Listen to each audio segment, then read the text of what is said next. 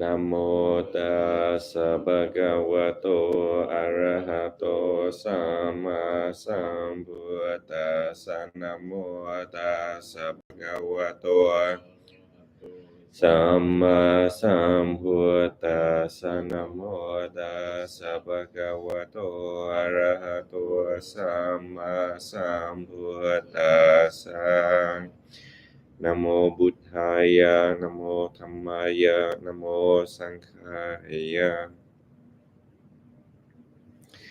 To welcome everyone on Sunday service. Today's Mother's Day in the U.S. And Sergey is here. Novice Lee is in front of me. Let's take a couple minutes to start off this morning with meditation on the breath. So let us get into our meditative position, posture, back straight, shoulders relaxed. Bringing a small smile to one's face. Let us take 3 deep breaths.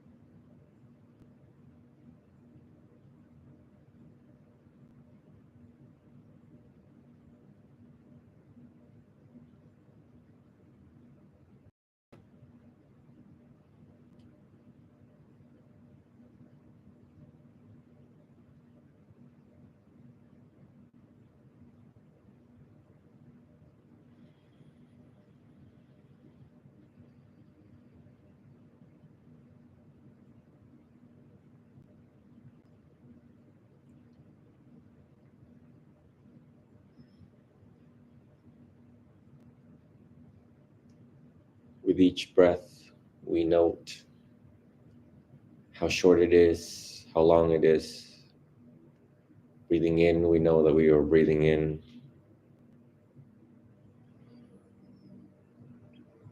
Breathing out, we know we're breathing out.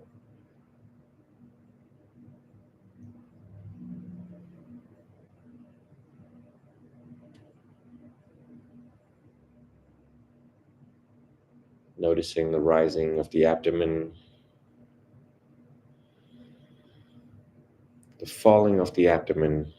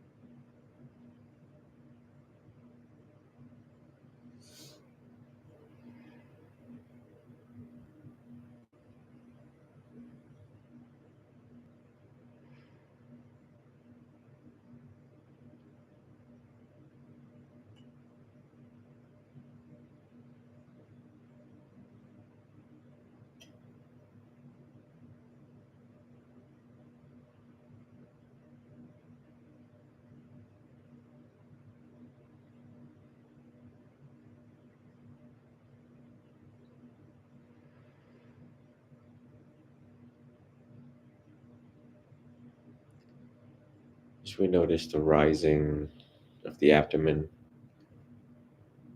and the falling of the abdomen, realizing that we are here in the precious present moment.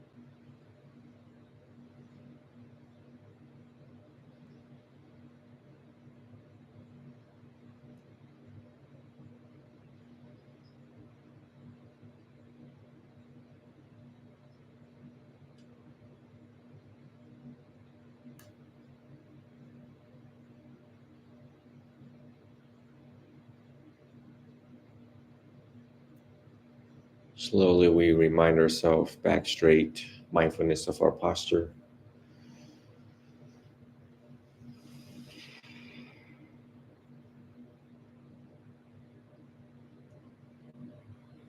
Slowly, we cycle through the four foundations of mindfulness, mindfulness of our mind.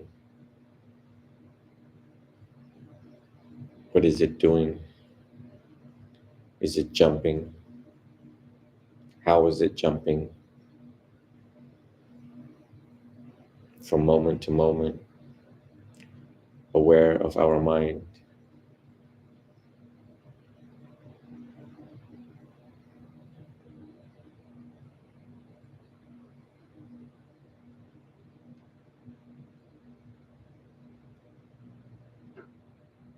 As we go through mindfulness of the body, aware of our posture, aware of certain pains in the body, uneasiness of the joints, uneasiness of the lower back, noting that it is there, noting that this is the true nature of reality of one's body.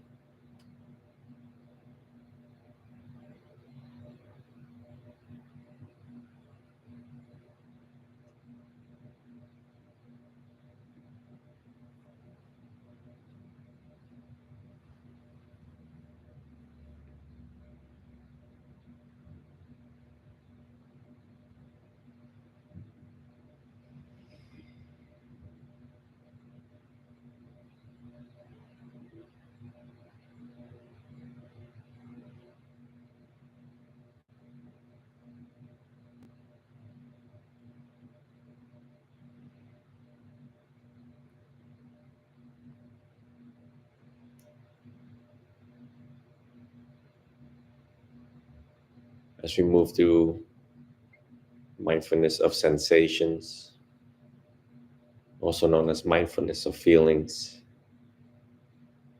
we notice what feelings we had this morning: pleasant, unpleasant, neutral.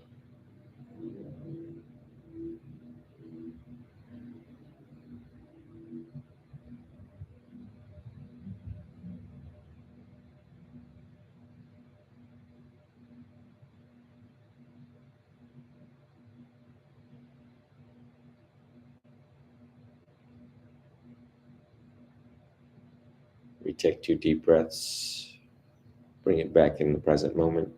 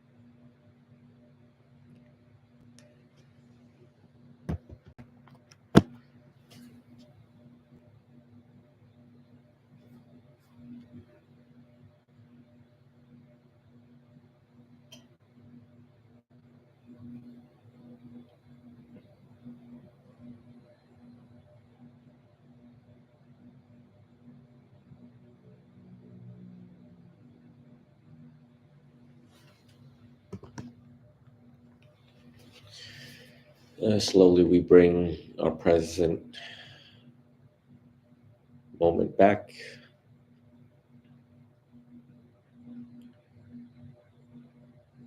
relaxing our concentration. And when you are ready, you can open your eyes and arise from your meditation.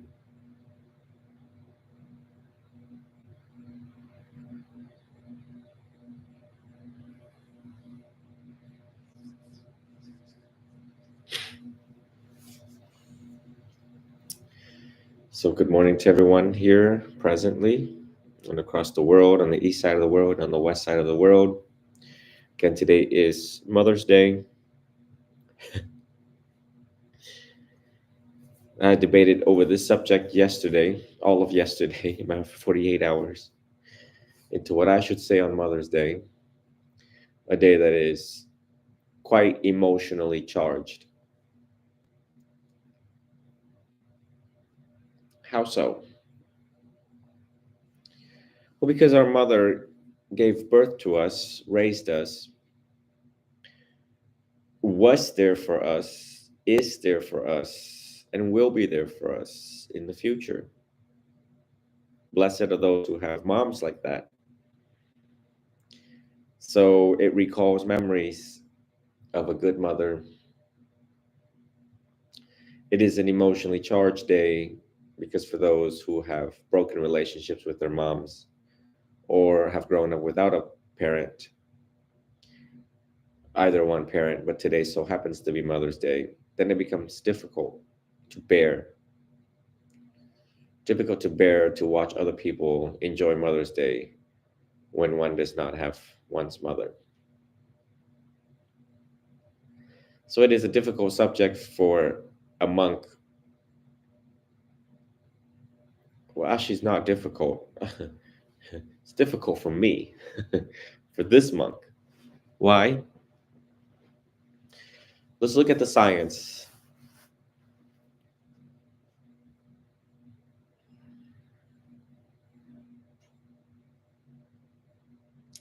Well, let us give praise to all of the good, deserving moms out there.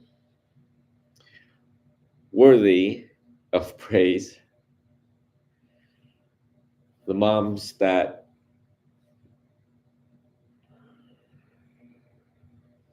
puts their kids first, and mom that thinks about the well-being of their child. A good mother is one who reflects on the first noble truth in seeing suffering for oneself, seeing suffering to oneself, and also seeing suffering in their child.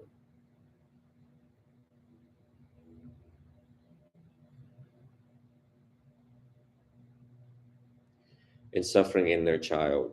So, therefore, blessed are the mothers who are aware of their mind, of their speech, and of their actions that leads to happiness, contributory factors to a child's happiness, well-being, survival, psychological health, physical health. The foundational happiness in a child's growth and development since birth that will last and carry on until he is ready to love other people, to maintain established relationships in his or her life, later in life, in the middle of one's life. So, blessed all the mothers who got it down to a science. Blessed all the mothers who practice Buddhism. Blessed all the mothers who got into spirituality, doing yoga, meditation, journaling, art therapy, cognitive behavioral therapy, dialectical behavior therapy, mode deactivation therapy, eclectic therapy, humanistic therapy, and across all other psychological orientations and practice. Blessed are the parents who sit there and actually read parenting, how to parent. Blessed are those who screen through the Noble Eightfold Path in Buddhism and apply such science towards one's precious child.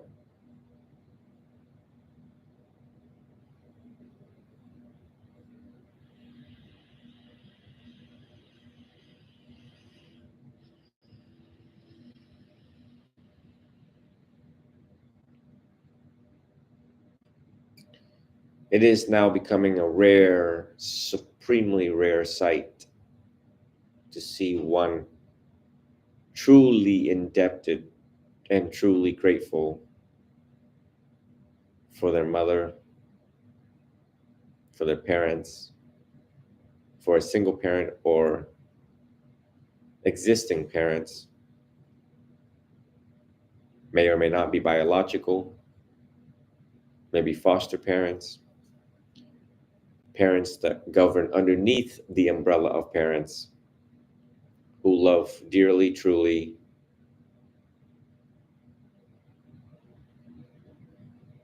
It's rare to see when one says, I love my mother, I love my father.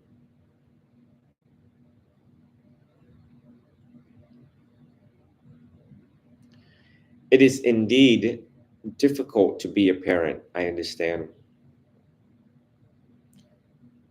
I am a young, emerging, venerable father, I know. I know, but I don't know, right? Because I don't have biological kids.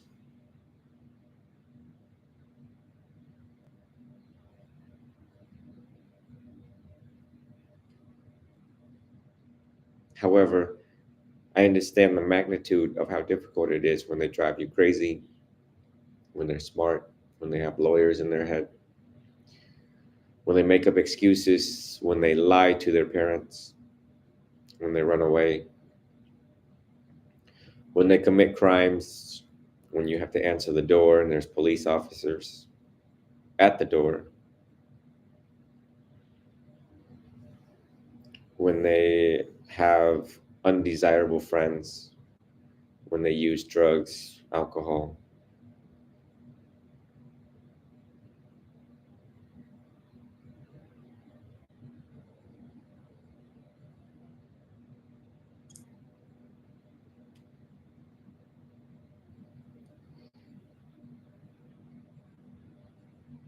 Today we talk about the flip coin. We talk about the pros and cons of Mother's Day to raise awareness about the clinical application of Buddhism towards mothering, child rearing, and how we could make a change today and after today.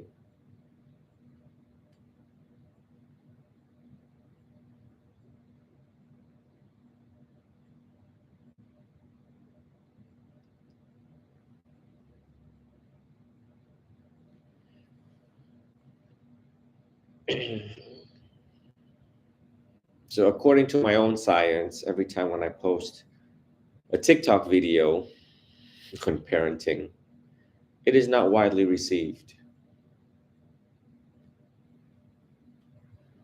It's not very welcoming. It's not very receptive. Not a lot of views, right? Not a lot of views, not a lot of likes. In in conclusion, why? Because the world is the way the world is. Because we don't have a lot of good parents out there, or good parents with bad parenting practice.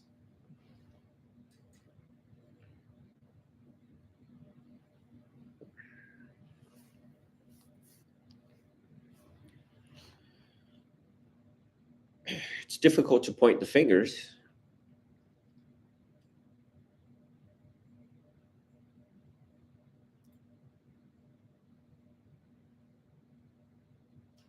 but one must ask, have I used the best science I know about raising a child, a child, and my child?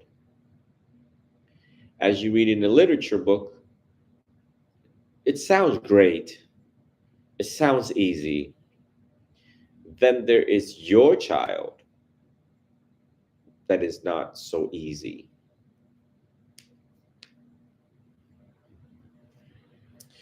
And when we try to make sense of all of this in Buddhism, is the child has karmic effects that carried with him. What he did in this life and what he did in his previous life. And his can be interchanged for his and hers. Okay. What they did carries about how they think, how they feel, how they behave. ADHD, certain intellectual disabilities, certain physical disabilities, certain psychological issues pertinent at hand.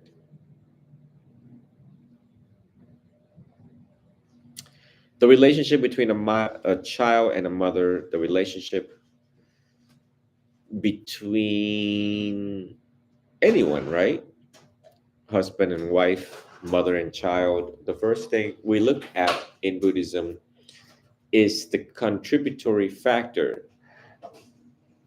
And the first thing is we ask ourselves, how did I contributed to Johnny's deviant behavior? No different than in love, in actual romantic love. of two couple, how did I contribute to the downfall of this relationship? The central and key point here today is whether or not did I follow the guidelines, the methods, the methodology that the Buddha left for us. Why is that important? What does the Buddha have to do with anything with all of this? Because if you have done your investigation, you find out that the teachings of the Buddha is comprehensive, complete, thorough. Comprehensive, complete, thorough.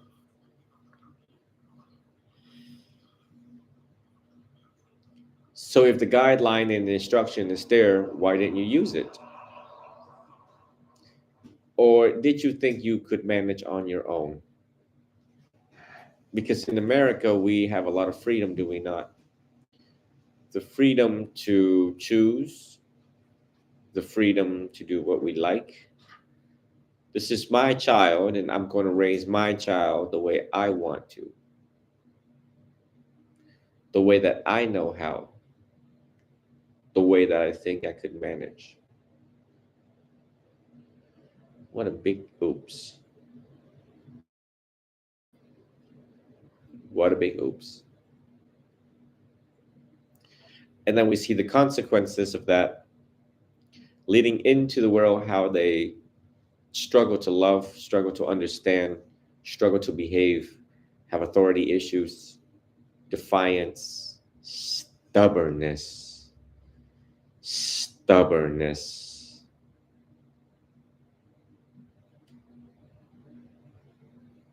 stepping on all sorts of rocks, stones, sticks, and thorns in life because you raised your child how you thought. You raise your child in this particular way, in this particular manner. This is the language that you used. And it is the same language that the child will use, have been using, that caused their downfall, that led them to drugs, addiction to drugs, alcohol, sex, gambling, that led them to 53 different girlfriends. Again, his and her interchangeable, that caused her to have 50 different boyfriends, him 50 different girlfriends, trying 50 different types of drugs, gambling at 50 different types of casino. Is there significance with the word with the number 50? No, not really. Does everyone get my point? Nod your head. It is the same clinical issues that we Buddhist monks see every day.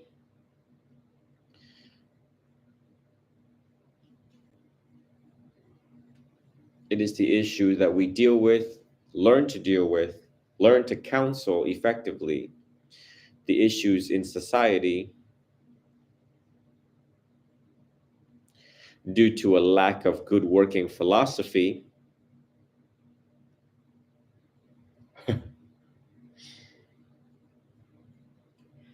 A philosophy and way of living that has been there 2,566 years ago. And how many people were asleep to this fact? Asleep to the fact of, oh, well,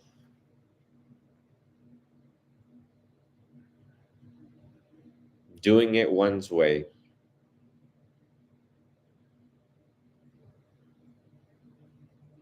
How well is that working out for you? So if the Buddha was here, he would ask, how well is that working out for you? How well is the parenting? How well is the working too much? How well is not communicating, keeping silent? The art of being human, right? Nonetheless, the art of being a mother, the art of being a father. It's the art of being human. To know when to listen, to know how to listen, to respond kindly, mindfully, falls under right speech. Is it true? Is it necessary? Is it right? Is the timing of the speech correct? To engage in right livelihood as a parent. Are we selling drugs, weapons, alcohol, poison? That's right, because your child is watching. You sell drugs, your child's going to sell drugs too. You go to school like the good parent that you are, you graduate as a nurse, you graduate as an engineer, you graduate as something in the professional field, and your child will see that and probably will emulate and imitate the same. Yes, indeed, one does not grow up in favorable conditions, but one has a choice, and to take that choice now to make it right, to slowly move away from the past. So fueled by the past we are, the determination that I will not repeat history in my own family, history within my own self. I refuse to see my child go through what I went through in my own family, in my own life. Blessed those parents who see that clearly, meditate on that clearly, reflect on that clearly every single night.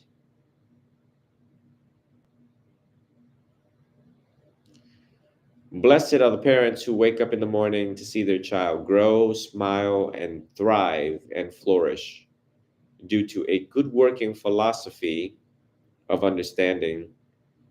But the parent must first understand the Noble Eightfold Path, the Four Noble Truth, in order to instill, install, inject that into the child's mind so that they have a good operating system.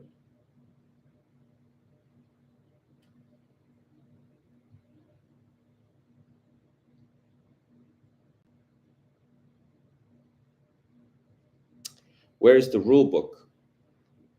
Who is the referee? Who is the leader? And how does a leader or the leader leads in this particular family? Under what guidelines? Where do you cite that is true and correct, that it is right and just? The teachings of the Buddha. What are you going to say? I got it on Dr. Phil. What are you going to say? I got it on Oprah. What are you going to say? I got it on this book, that book. No. The right and correct and proper way is the teachings of the Buddha. This is what the Buddha said. This is how I have lived my life. And this is how all of us should govern ourselves. And this is how this household will be governed.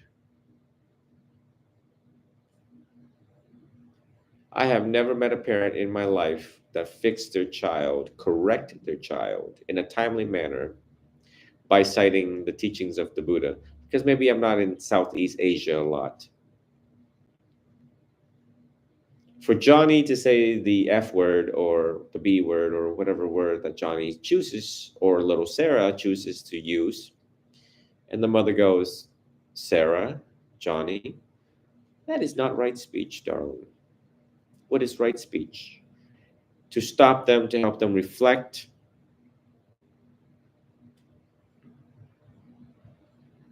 to become better adults.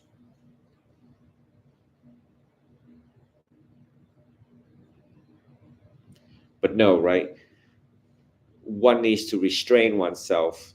But we don't do that in America, do we? We don't do a good job at it, right? We don't restrain our speech.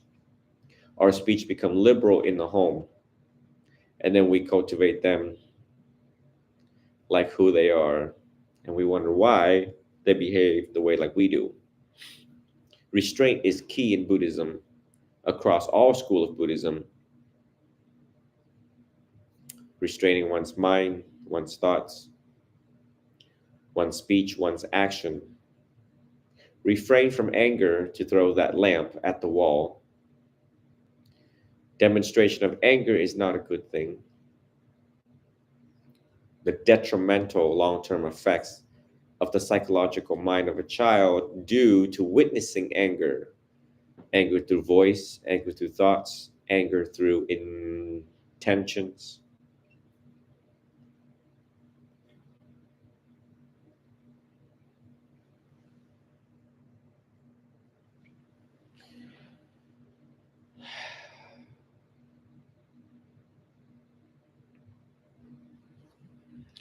When a parent cultivates loving kindness meditation, the true and deep meaning, the true and deep practice of it, they radiate boundless love in the home, in the whole family unit, from the basement to the attic, from the attic to the basement, from the left side of the house to the right side of the house, to the north side of the house, to the south side of the house, and every creature that lives underneath the house, on the wall, in the wall, the spider that is crawling up and down next to the microwave. The whole home is at peace, and the whole home is in harmony and of equilibrium. But yet, how many of us humans read loving kindness meditation, see it on the front page at the Publix magazine stand, and go home and think that, oh no, I get it. You get it, but you don't practice it. So, how can your home be a peaceful home? Mm.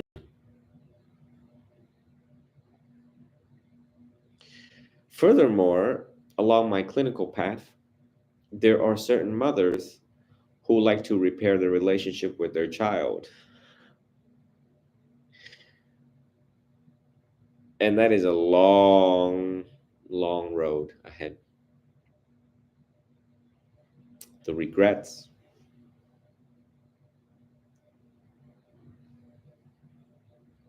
I should have followed the Noble Eightfold Path, but I didn't. Now here we are. The long reparation process, the long repair process of what was said, what was did, the trauma, the addiction, and the abuse. So you all see in today's talk, I first praise all of the good mothers, then we move into neutral, then we move into what is undesirable in single parenting. And anyone can replace and interchange mother for father, any caregiver, actually. In Buddhism, we just like to call them human. But today just happens to be Mother's Day, so we put the word mother, and of course, we put all expectations on mothers. But there are some fathers out there who are also mother and father because they are a single parent. My words, instruction, advice, and recommendation today goes to any and all parents, regardless of sex, regardless of gender. Humans, my fellow humans.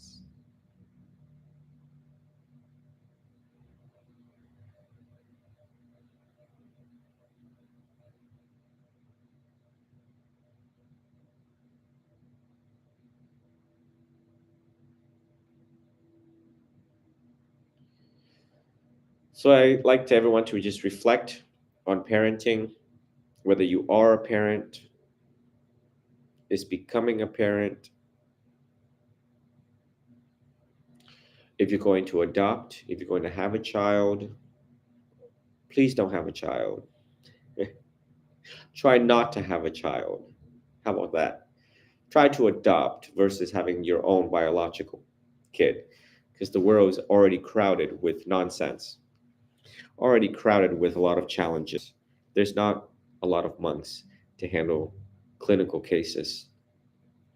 A rare and dying breed of this particular school of Buddhism.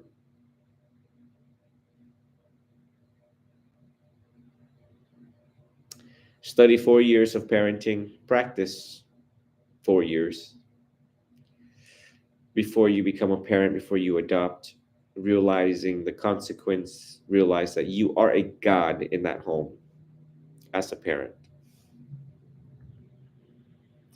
And it's not easy, not easy. And you are more likely to accumulate very, very, very negative karma on the path of parenting. If one is not mindful in general in life and not mindful of parenting, one could accumulate tremendous amount of negative karma based on what you say to yourself and what you will say to your child and or children.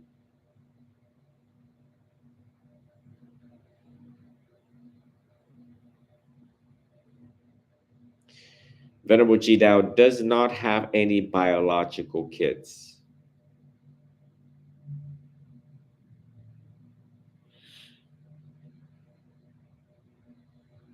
Is Venerable Ji Dao infertile? Low sperm count? Not healthy sperm? Absolutely not.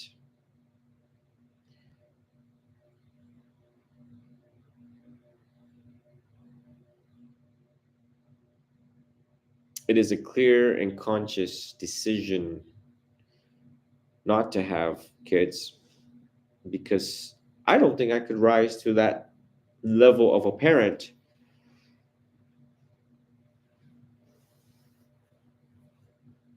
needed and necessary for that kid to be what I want that kid to be. I just have a really high standard. Thus, what time would I have to serve the people if I had my own biological kids? So, by the way, for all of you who were actually convinced on my TikTok when my Colorado students came down, who kind of looked like me. I mean, all Asians typically somewhat look similar characteristics, facial structure, nose, ears, mouth. When Keegan, when Kyan, and Mani came down and we took all these pictures, people were like, your kids look awesome. Your kids are handsome. Your kids are. I do have kids. Yeah. They're not biological. Best believe.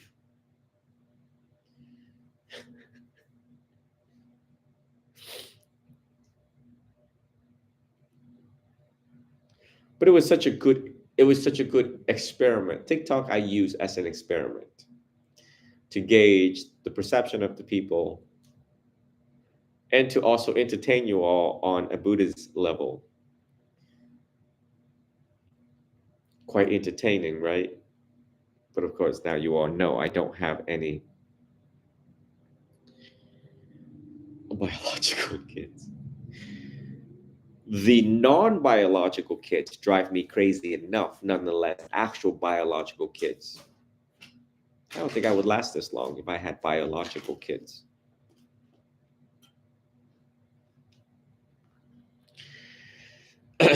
All of my energy and time and effort is used to serve the people due to not having kids. The Buddha himself looked at Rahula the night he left and said that this boy is a ball and chain. A ball and chain.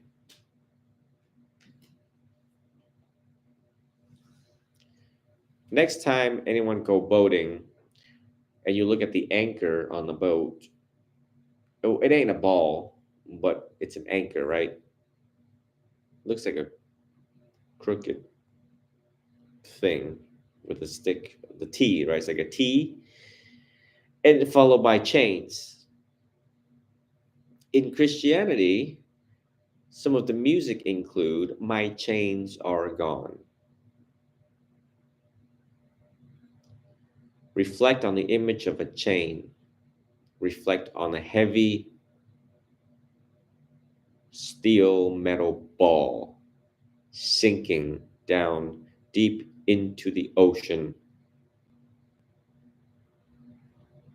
Siddhartha Gautama said to himself before closing the door, Rahula is a ball and a chain. Heavy emphasis on ball and chain.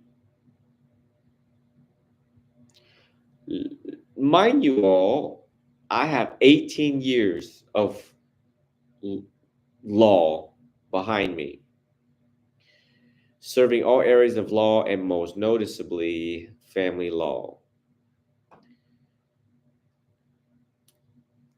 child sharing, emancipations, time sharing. Oh God, time sharing.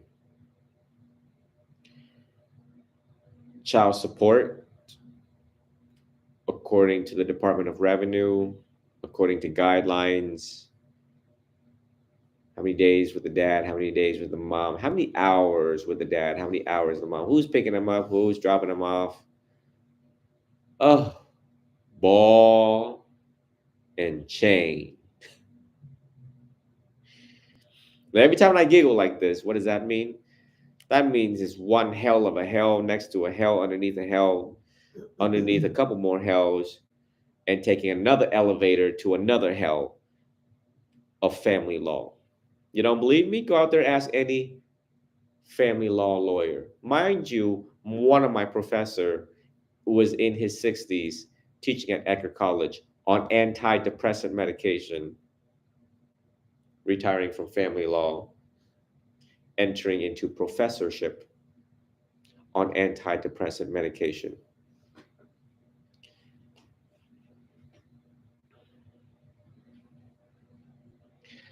Love your lawyers, love all the judges, and love the interpreter who willfully, knowingly, and intentionally engage into family law in order to facilitate cases that should have been thwarted because people should have studied and practiced Buddhism, so we didn't get there in the first place. Everyone's job is not to give judges a job. Judges and police officers have jobs because people don't follow the Noble Eightfold Path. So keep going, folks. Keep pumping your money into the judicial system. Every year they get new furniture up in that courthouse.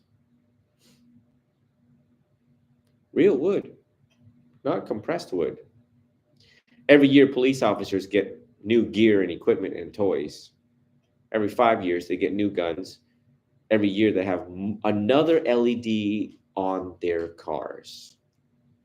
Where do we think these money came from? From stupidity. Stupidity on behalf of the people who willfully live an ignorant life.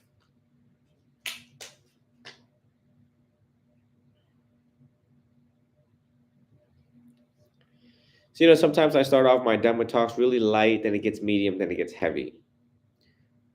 Why? To establish an impression into your mind so you all get the point, because most of you all are not here in front of me. The words should be used sharp, right, and just, and heavy at times for you all to understand the point. But I'm chilling. I ain't got no kids. I am not named whatever, Sarah versus Jones or Tom versus Harry. I'm not named in the court roster and calendar. My job is to awaken the people to be good parents. Mindful parents, what we need, mindful parents. And for those who don't have kids, think about adopting. But at the same time, does not exempt you from becoming lazy parents. If you are becoming a parent, you are becoming a god, and a god needs to study.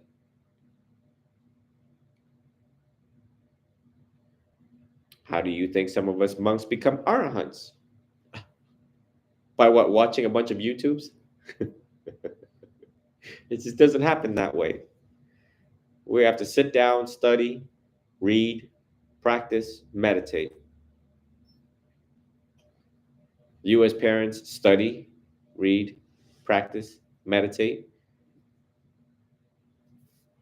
and hope to God, Buddha, Vishnu, Shiva, Allah, that you get it right as it is ever going to get, and not to blame oneself towards the end of your life, that you did the best that you could as a parent. You crawl up to my office and you knock on my door. Hello, who is there? Come on in, have a seat. Want some coffee? Have a seat. Want some tea? Have a seat. Tell me about your life. Tell me about your life with your children. What I want to hear is, Dear Venerable, I, in fact, did read the Four Noble Truths. I did, in fact, practice the Noble Eightfold Path. And if you lie to me in my office, I will know. I will pick your brains and I will know in a matter of one fraction of a fifth of a second. I would know. Dear Venerable, this is the science that I used. Dear Venerable, you gave teachings on this, on that, on that. I'll look for it. And my child did or did not succeed. However, the ability to conclude that you did what the Buddha wanted you to do. You did what Christ wanted you to do, but they turned out the way that they did. Not your fault. Not your fault. Whether it is your fault or not your fault, it still goes back to the 3 marks of existence, that not everybody lasts forever. They're subject to change. So stop right there. They're subject to change. Don't forget that. They're subject to change. And the third is, rarely are they under your control. Impermanence, suffering, non-self. Anicca, dukkha, anatta. Reflect on all of this, and hopefully you become a better parent today, tomorrow, or the wise choice to have or not have kids. Any questions so far we have? Any questions so far out there?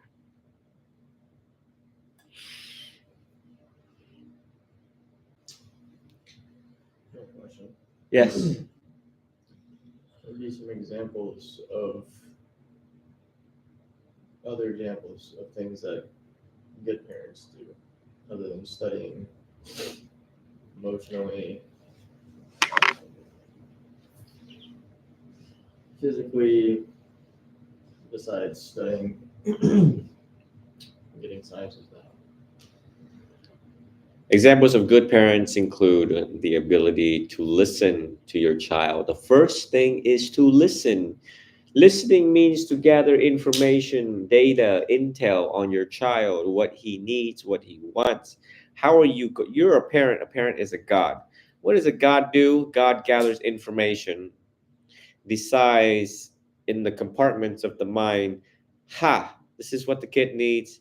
How am I going to cater to this needs without enabling them? Teach them responsibility to ensure their safety, wellness, and happiness. Do they need money for lunch? Do they need another AirPod? Do they need another iPhone? Do they need love? Do they need reassurance? Do they need encouragement? Do they need empowerment? What is it that my child needs? Then what are some key character and traits of good parenting is that, am I working too much as a parent? Take some time off, damn it, and spend time with Johnny or Sarah or Rebecca or Anna, whatever, and play with them. Go play ball, go play basketball, go play football, whatever it is, Let them win, let them knock you down, you know. The emotional impact, the emotional currency, and the memory that lies in sharing time with your child cannot be emphasized enough. For me, I remember fishing with my dad.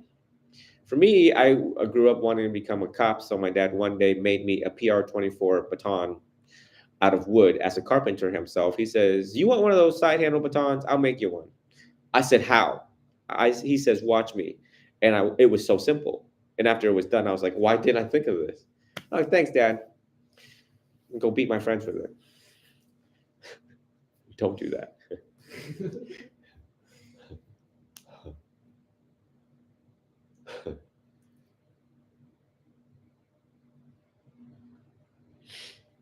We went fishing, and then the pole fell at Snell Isle, and me and my dad jumped into the ocean to retrieve the darn pole. How did we not get eaten by sharks? I don't know. Both son and father went into the ocean, this level, trying to feel the pole with our feet, with our toes, with people. "Are you okay?" "No." "Can you come and save me?" And they did. They came and like they like scooped us up. I don't know how, but it was memorable. How I went to Vietnam, how my parents just let me go to Vietnam by myself, how we took family trips, right? So y'all need to do that with your child. Spending time. These are very basic parenting. But when I interview parents, well, I have bills in my face. Well, I have this. Well, I have that. Well, I have that. If you applied the way how monks eat and sleep and work to parenting, you would have time for your child. You would have money left over for your child. You would have so many things left over. Y'all just created so difficult for y'all. And the excuses, so tired of hearing excuses, so tired of hearing reasons that are not well established in science, is not evidence, and is not empirical.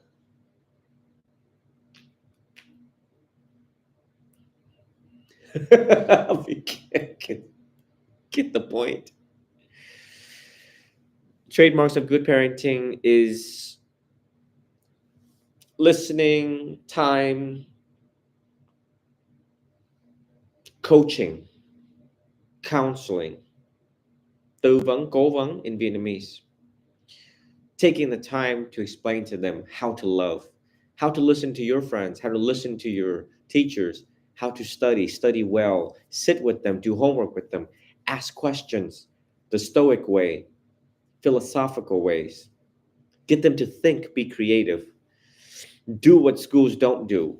You have to be extra as a parent. You have to be more. You have to be there. You can't just leave it up. Oh, they're going to school for 8 hours. They'll be fine. No, the hell they ain't. No, the beep. Well, they ain't. Believe that. Stop being a lazy parent. You sit there and you take notes with them, you study with them, you create this energy of, I'm here with you, I'm going to study with you. Unfortunately, I wish my dad did that more, but he was busy. But bills were really in his face, though. We came to America. My dad once worked for this light pole company, fixing light poles, for Christ's sake. And I was just like, what do you do? And he drags home these boxes of like equipment, of hammers and stuff like that. I'll never forget it.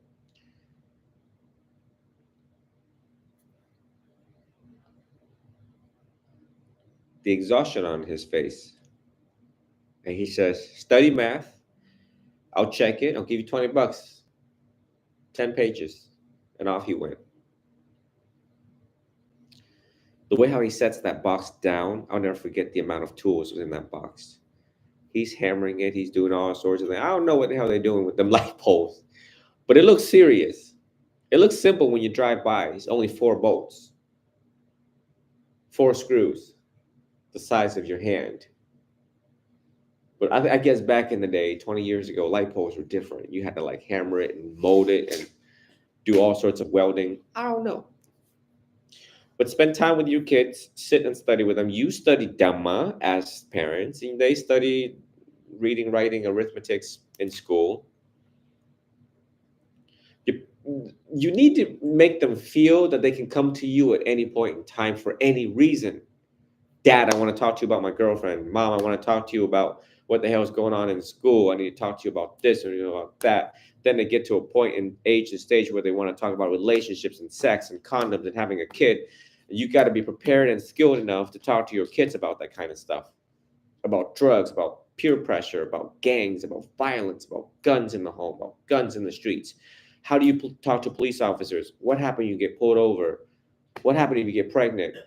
Oh my God, so much to know. But you have to be the parent. You are the God. They're going to come to you. What do people go to God? What do people do to real gods or gods that's out there? They go to church and they pray. They're asking. What are they asking for? Hopeness, forgiveness, whatever. Well, your child need to be able to ask you for stuff and talk to you without judgment and fear. So therefore, yeah, it's tough. What I'm telling y'all is tough. Ain't easy. Ain't easy. I have to practice the same stuff that I'm saying now. I still got flaws. I'm a young, venerable father. I still got flaws. But yet I'm perfecting every step of the way. What am I doing right? What am I doing wrong? My needs, my wants, blah, blah, blah. Their needs, their wants, blah, blah, blah. Bills in my own face. And at the time of this talk, a struggling program, severely struggling deficit. And I appreciate everyone saying, we're so sorry to hear that. I don't think the sorry is going to change anything. And thank you, Sergey, for being generous as it contributes to the longevity. How long is it going to drag? We don't know. All I can do is laugh and smile. You can't sit here and cry, especially on Mother's Day. Then everyone else will cry.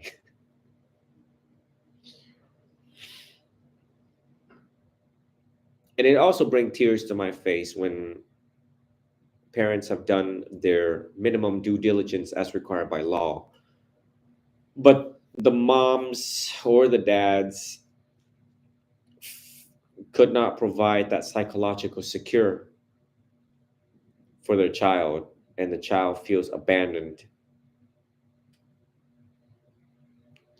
And I'm working an abandonment case right now.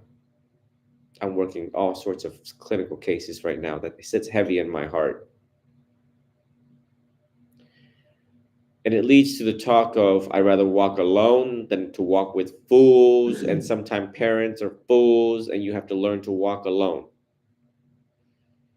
Then it leads to the second teaching, which is, I'd rather walk alone because not everyone lasts forever. And these are two damning statements to hear, to know,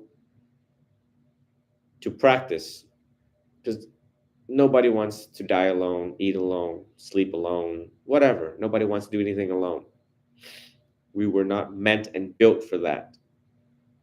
But the Buddha is in fact correct.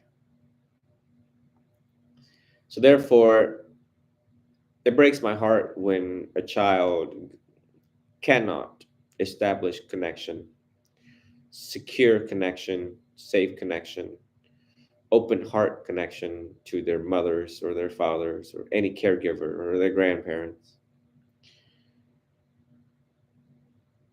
And when a parent causes the child not to be at peace with their mind, then it is safe, true, correct, and just to detach, to take a break, a long break. It's okay. I'm telling you all, it's okay to do that. Just because they're family does not mean that you are obliged by law, obliged, obligations, religious obligations, all sorts of obligations we put in our minds. It's okay. Because I have to do it. I have to do it while I am sitting here in robes. There are ignorance that exists in my own family while I'm in bright orange robes. So sometimes like, am I even here? Do anyone see me? Or is today I'm this orange Casper that disappears when I walk into this room and all of you are ignorant in this room doing ignorant things? Yes. So sometimes I have to be assertive. And at times I have to be a family judge. I don't want to be a judge. I work with them all the time. When I come home, I don't want to be a judge. But at times, I have to be a judge. Which give power, permission for all of you to be also judges in the right, correct manner, following the Noble Eightfold Path to ensure your own peace. Sad, isn't it? The world we live in and the things that we have to do to ensure our own peace. Let us at this time close our eyes. Let us at this time practice loving kindness meditation. Let us take 3 deep breaths.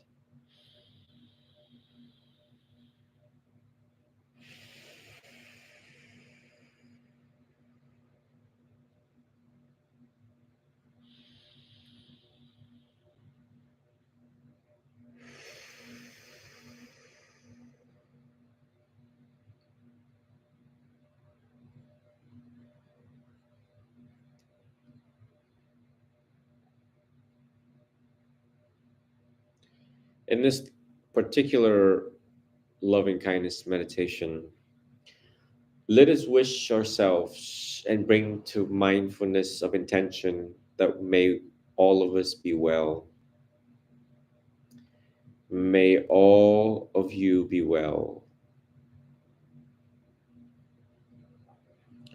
May all of you be happy as sons, as daughters, as parents, as moms. May all of you always be healthy.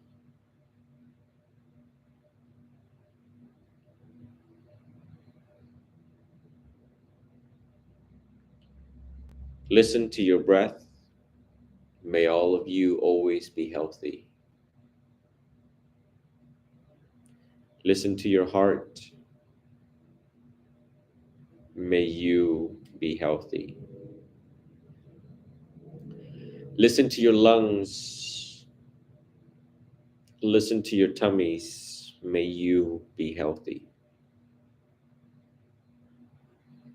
May you be free from mental suffering.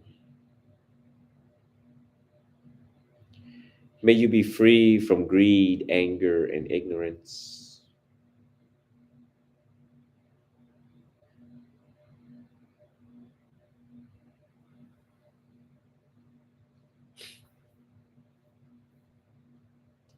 May you be free from physical suffering.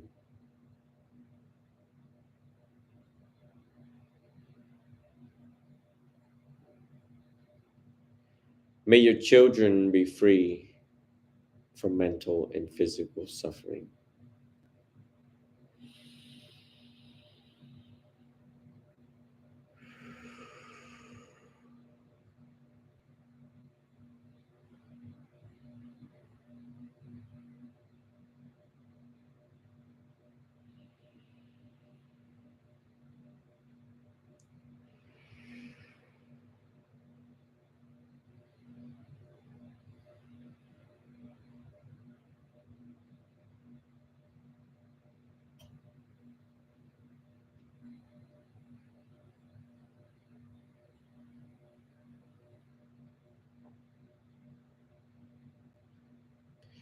May you find joy, happiness, knowledge, strength, and power in the Dhamma as a parent.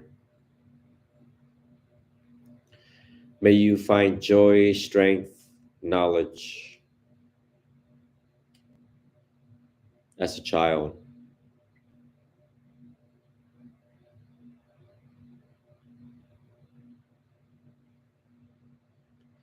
May you realize that there is a happier path in life.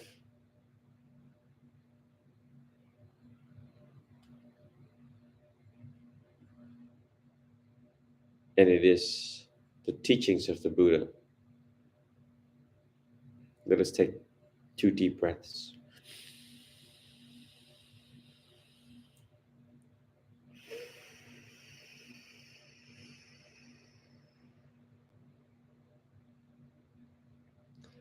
May you be at peace with yourself and with your family.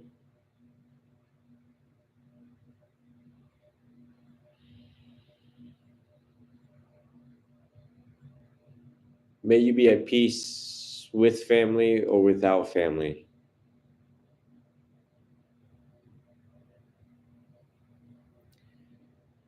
May those who have departed from you, may those who have separated from you, may they also be at peace.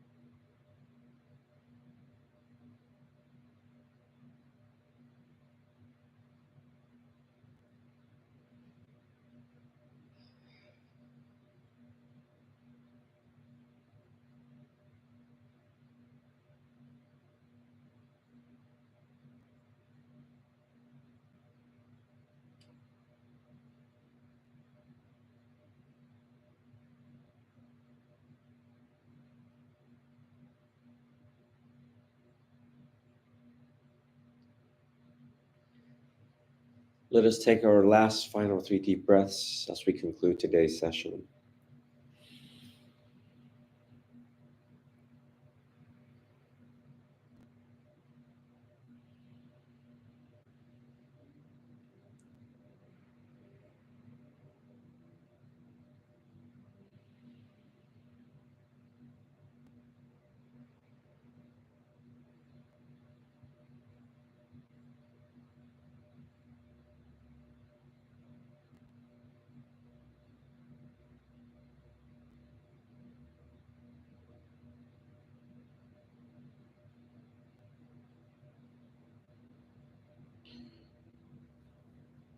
When you're ready, you all can open your eyes.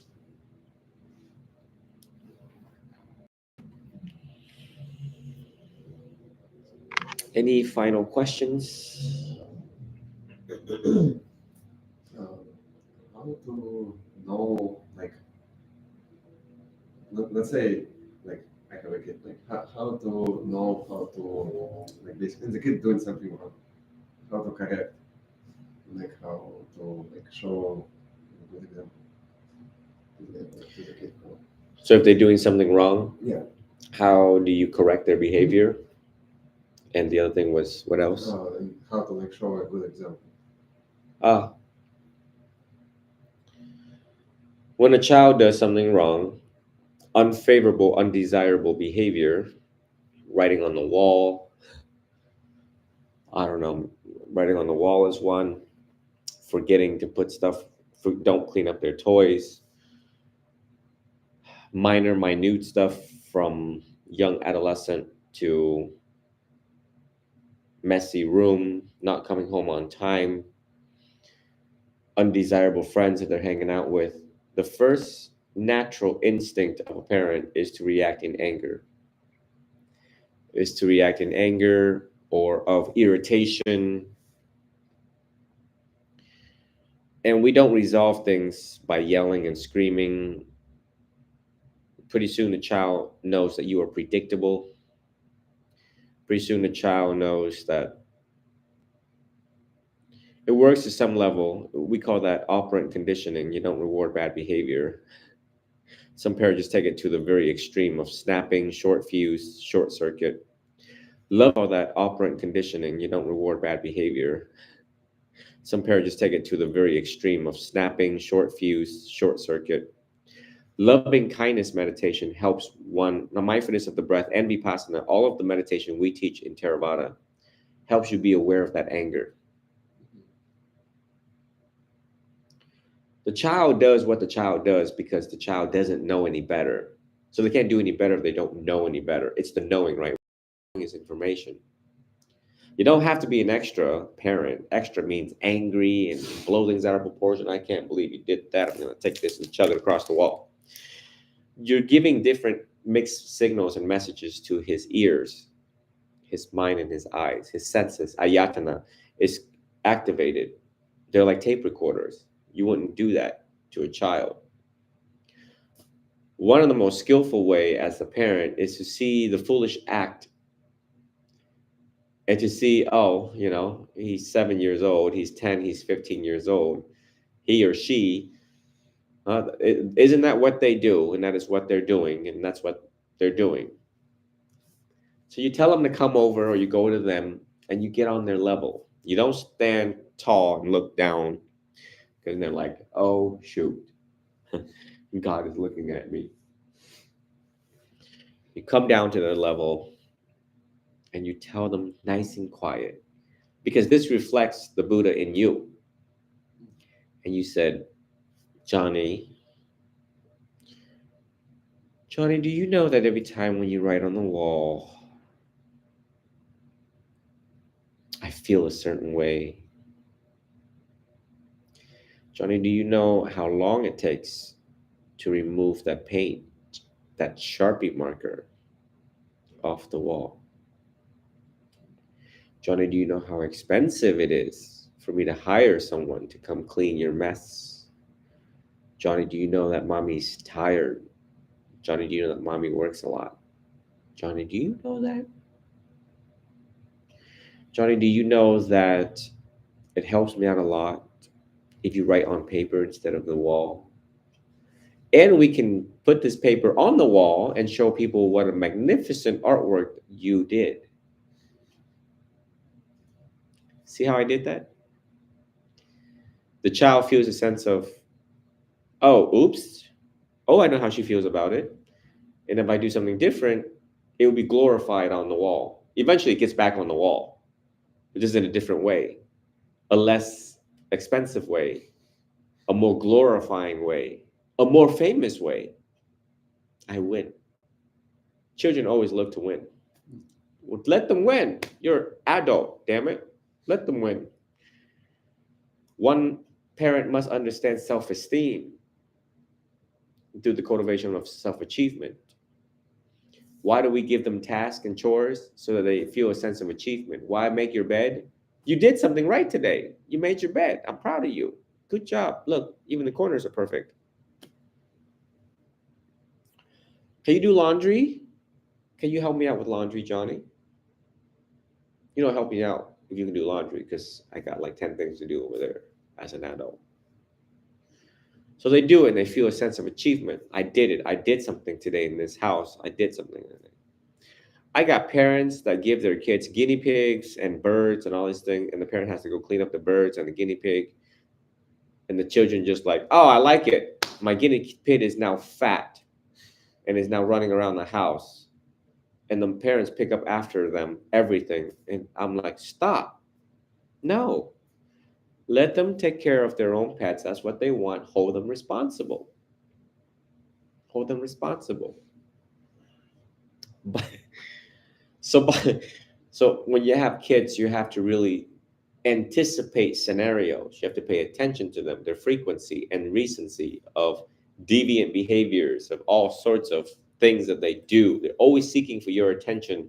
They're always looking at your eyeballs to see what I can do. Don't touch that.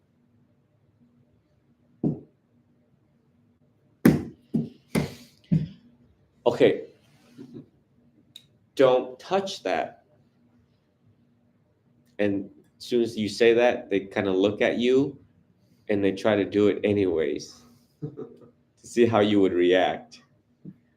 And they get a kick out of it. So how you react shapes the child, how they're going to behave. It's complex. It's not easy. I can sit here and give a million examples that I have seen. But that's why a parent cannot be an ignorant parent. You have to be a parent full of wisdom. And wisdom is studying cases. Wisdom is studying examples, cases, shadowing with a therapist, shadowing with a child psychologist, shadowing with a psychiatrist. Shadow with them. Use the money and shadow with them. Go to therapy. I think the most a parent can do is go to therapy and learn about parenting. And go to Barnes & Noble and go in the parenting section and start grabbing books and read. Read while you're having a child. Read as a child's in your life.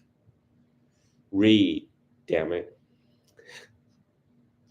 And that way you can respond. You can change. No matter, you've been angry for the past couple of years, months, but you can change.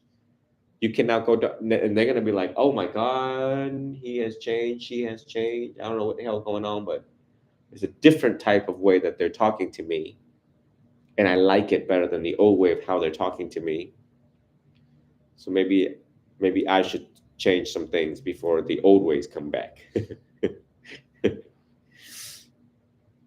Playfulness of a parent, right? Playfulness of a parent. And at the experimental parent, be experimental, because all of us should be experimental as the Buddha wanted us to be in the Kalama Sutta. So I love parenting because I never want to see a child wind up in juvenile hall, PJAC, juvenile detention. It's terrible. And the adults that I counsel, some of the adults, you look at their childhood, you trace back the root cause. So I rather prevent it, and you intervene when the child is still young enough to give them nourishment, fulfillment, happiness, well-being. So in hope that they would not do the things later adulthood. I've always asserted that once a child steps out of the house, The whole world will be holding a bow and an arrow and trying to shoot them with bows and arrows of hatred, of judgment, of prejudice, of bias, of temptations, of sins, of trauma, of addiction, of drugs, you name it, whole 10 yards. The teachings of the Buddha is a shield that we cultivate. How thick is that shield? How thick is that shield keeps them from being penetrated by life's poison, greed, anger, delusion.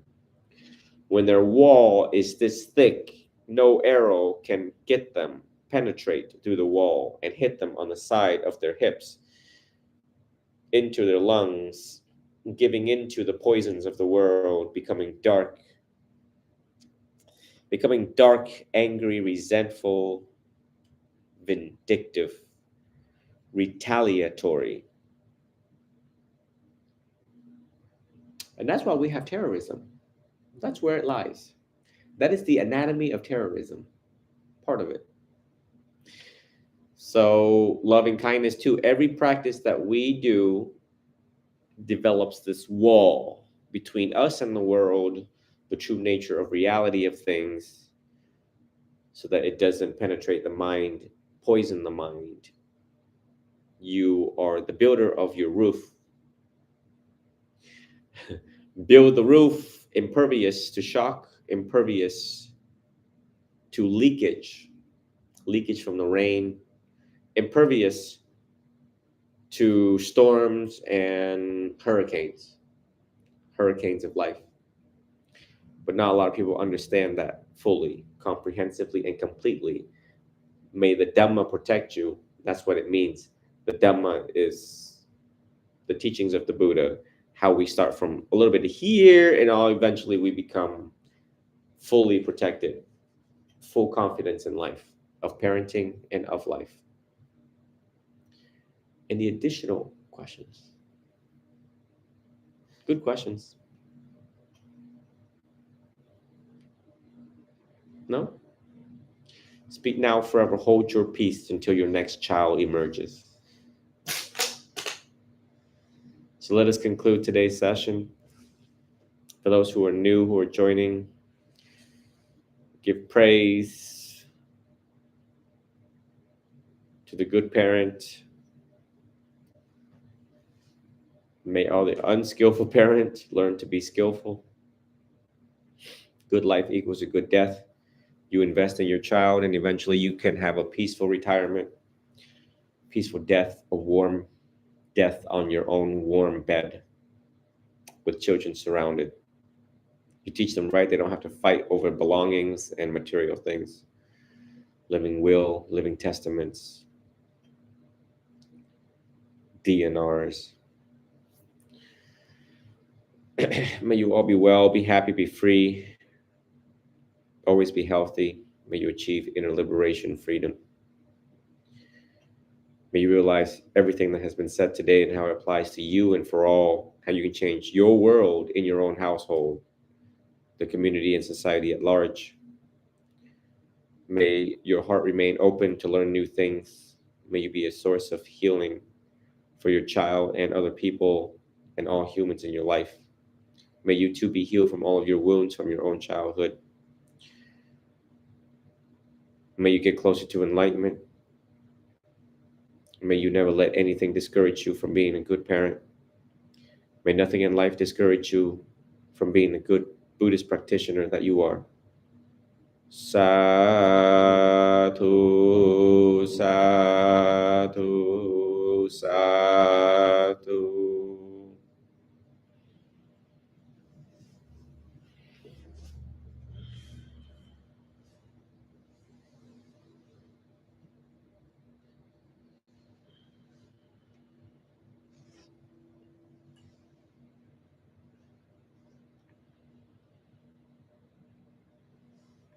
You all can join my YouTube if you like additional teachings. There's more than 600 teachings, probably 700 by now.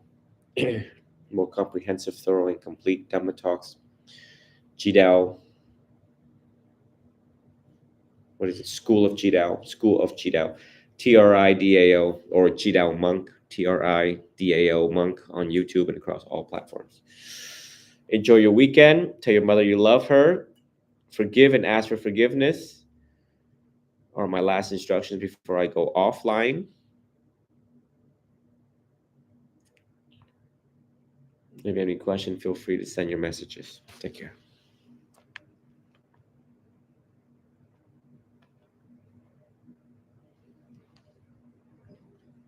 See, every time I do on parenting, they only give me 100 diamonds.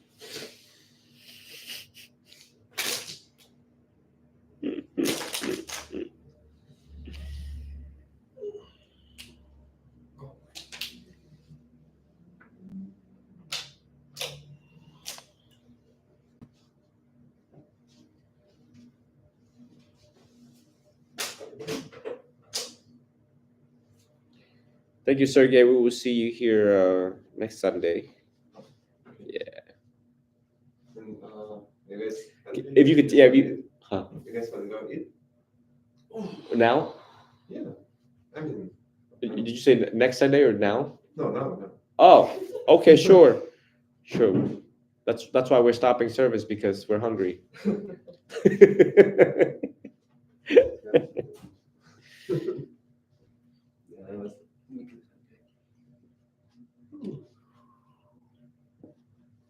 Yeah, my mom did a good job. I know she did a good job. That's why you're here. Did start unplugging everything? Yeah, you can unplug. Oh goodness. Oh, Venerable got jokes.